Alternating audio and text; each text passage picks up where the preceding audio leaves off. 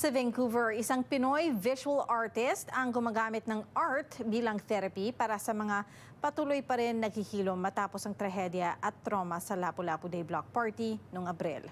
Ang report mula kay Pat Fernandez.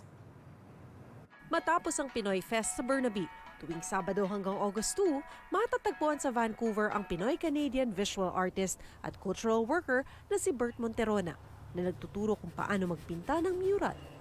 Isang workshop na handog niya para sa mga apektado ng Lapu-Lapu tragedy, di na ito bago para sa artist na unang nagturo magpinta sa mga batang apektado ng digmaan noong 1984 sa Children's Rehabilitation Center o CRC. Nagtuturo na ako ng mga isang taon sa School of Fine Arts na pagkatapos.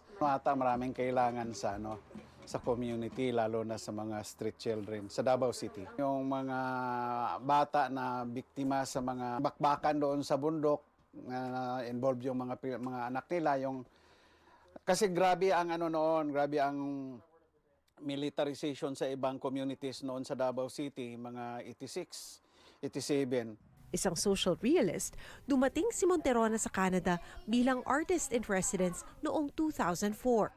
Gumagawa rin siya ng sining para sa mga political campaigns at iba pa. Handog niya sa mga caregivers ang art therapy para maibsan ng lungkot dala ng pagkawalay sa kanilang mga pamilya. Nagbibigay ikaw ng workshop sa mga caregivers, sa mga live-in caregivers dahil yung may problema tayo. Maalis yung mga caregivers o mga nurses natin, mga health worker, pumunta dito sa Canada, iniwanan yung mga anak. So mayroon siyang mga emotional problema. So ginamit namin art workshop as therapy. Matapos ang trahedya sa Lapu-Lapu Festival noong Abril, naisipan nilang mag-asawa na magsagawa rin ng trauma healing therapy sessions para sa mga apektado. Ito habang patuloy din ang pagtuturo niya sa mga nais ding maging art teacher o therapist.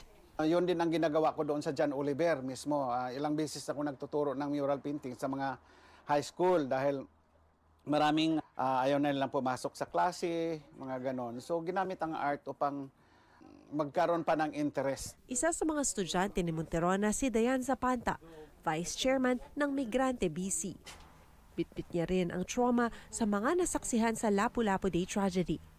Ayon kay Zapanta, binigyan daw siya ng workshop ng oportunidad na madiskubre muli ang mga simpleng bagay na nakakapagpaligaya sa kanya habang patuloy na naghihilom sa mapait na trahedya.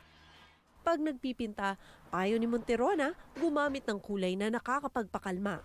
Yung tinuturo din ni Tito Bert na, you don't have to overthink it. You just have to process kung ano yung nararamdaman mo at a particular time. So, it's an opportunity really, lalo na, I guess, for me, na may trauma images in my mind, to stop overthinking and just process it through art. Sa mga nagnanais dumalo sa art therapy workshop, tumungo lang sa Migrante House sa Fraser Street kung saan sama-sama kayang maghilom. Pat Fernandez, Omni News, Vancouver.